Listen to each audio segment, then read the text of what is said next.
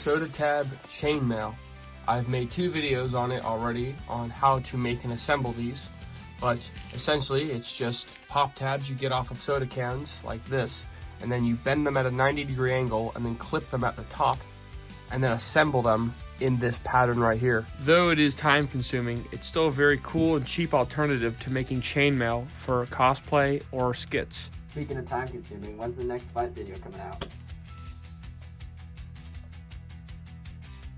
Sorry, I just had to ask. What the fuck are you doing in my video? Get out! Right. Get out! Get Sorry, out! Just had to ask. Yeah, up in my business now. Okay. Sorry guys, Mark is in a grumpy mood today. Anyway, if you're making videos like me where you have knights fight in the armor you make, this poses a really big problem, and that is it kind of just falls apart. And I have constantly maintained this vest, and I've always gone back after I wear it, look underneath and make sure all the tabs are still bent and still together like this right here. If you're not into maintenance, you're not into armor, unfortunately. But a good way to counter that problem of disassembling, double soda tab chainmail like this. It is the exact same thing, except it's 2 tabs. One of them is bent backwards like this, and then the one on top on the face of it looks like this. And these will just sit on top of each other just like that, and then a bunch more of these to make this right here. And then I gouged out the bottom portion for both of these. The reason for that is because there's so much more material here, it's worth removing or crimping that metal, and that allows for the extra movement because you now have double the amount of metal in the way, so you don't want to lose that mobility factor. So there's 2 different types of tabs. If you look here, there's the ones that look like this, and then there's the ones that look like this. You can tell the shape is a little bit different up here.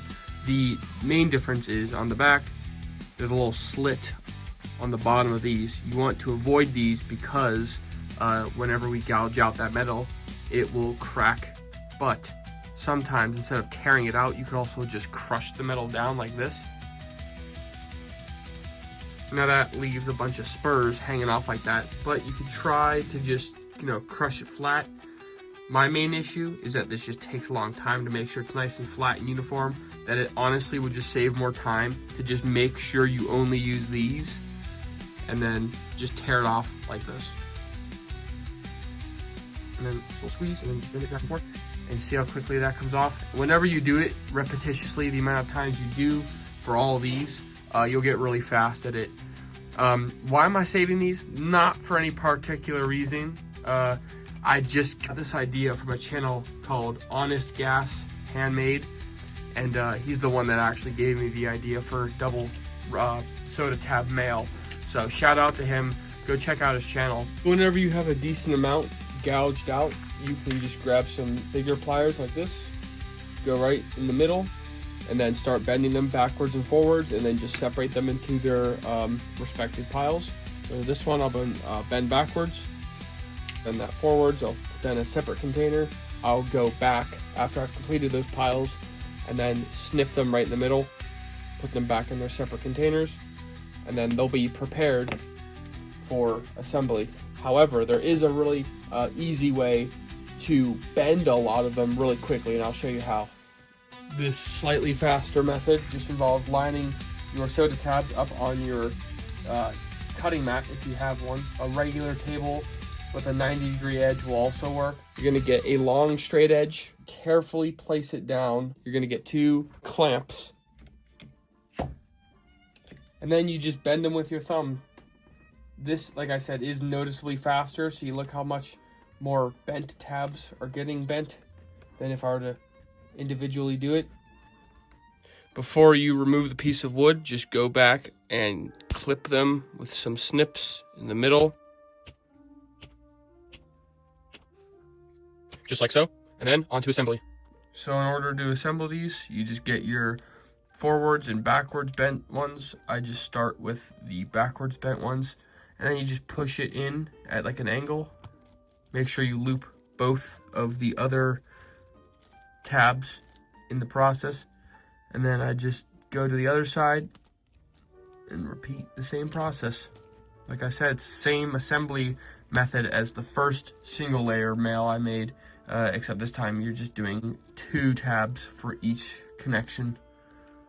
It's a little bit trickier. Sometimes I get the pliers involved to help guide them in there better because my fingers are a little too big for this at least.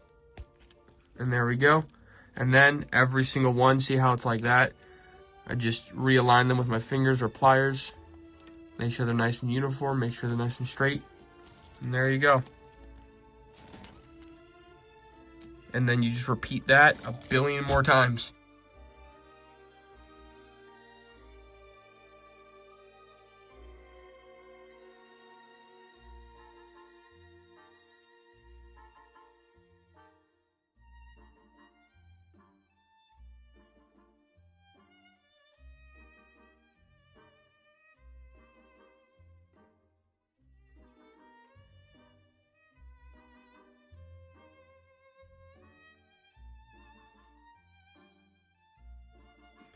All right, so from this point on, I don't have any more large sections to attach. You could do it that way, like make a really long row, another long row, another long row, and then, stitch them together like I just did. But now those are all my big pieces.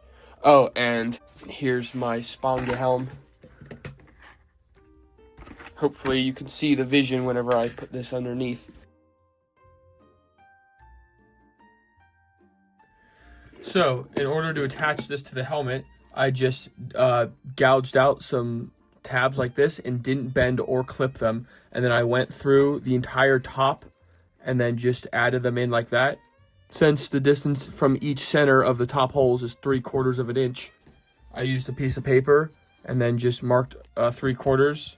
And then if I hold it up to 2 tabs, from here to here is 3/4 of an inch. I just used that as a scribe and then went all the way around the helmet. That's where I'm going to put all the holes to tie the chainmail onto.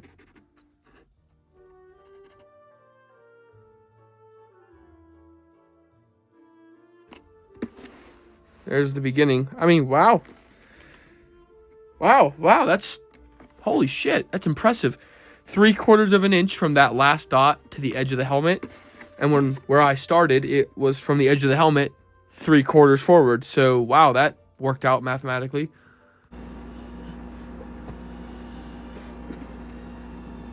I'm going to paracord the chainmail to the helmet.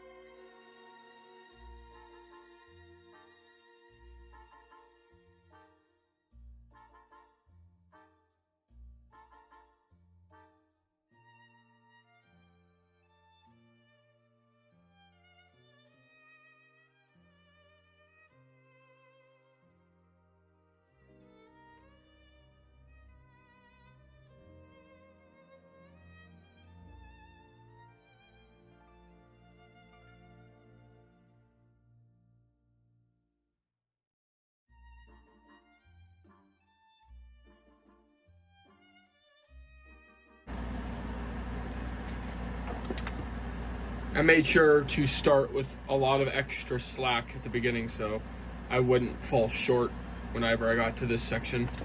Okay, so after removing about 4 rows of horizontal tabs, and I just took the whole section off, right?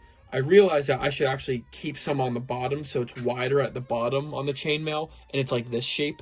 So then the wearer could put their head on and off easily. Because if it's the same cylindrical shape the entire way up, your head might not go on because it'll be too tight. Okay, so we accomplished what my goal was, and that is it is now wider at the bottom. And it's basically just a chainmail triangle right in the center.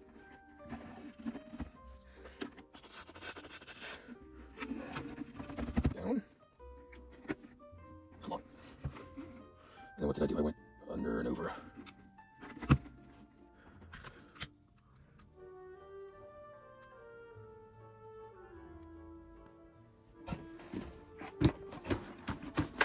Here's how it looks. I was thinking, before I attached it, I was going to have to add more on the back and then more on the front and then leave it that length right in the middle so that it like curves over your shoulders. However, when I put it on, one, it goes on and off perfectly fine. I got the size and the chainmail expansion on the bottom perfect, so I'm happy with that. But it actually reaches the bottom perfectly fine, and if I have like armor on, like a foam cuirass or a cardboard one, it's gonna push up to there anyway. And so here it is, 360. I don't really have a lot of mobility when I look back. It kind of lifts up my head, but that's okay. I'm actually fine with that. It's not really that big of a problem. Whoever's the Russian nobleman, just I'll tell him not to look up. And actually, the actor I'm hoping to get to play this guy is 6'5", so he's gonna be looking down the whole time anyway, which means this will be touching his chest. So I won't need to add any more chainmail, so that's a good thing. And I'm going to refrain from sewing the chainmail to the liner. That's because I might want to make adjustments to it, add more, take more off, or whatever. And honestly, it'll sit down perfectly fine. Historically, effigies show chainmail on the aventail sewn around like this, like underneath, if the chainmail is long enough. And some of them are sewn with the liner sticking out a little bit, and it's sewn just like that. Effigies show both, but I'm gonna do neither. So it's my helmet. I like this the way it is, and I like how this nose stops right there. And this was the entire bigger picture I had in my mind of this Russian Novgorod soldier. And here's a better look at the project.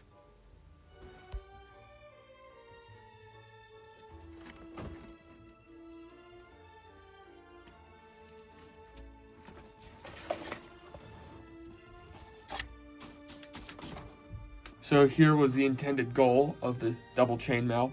It was a reachable goal in my time frame.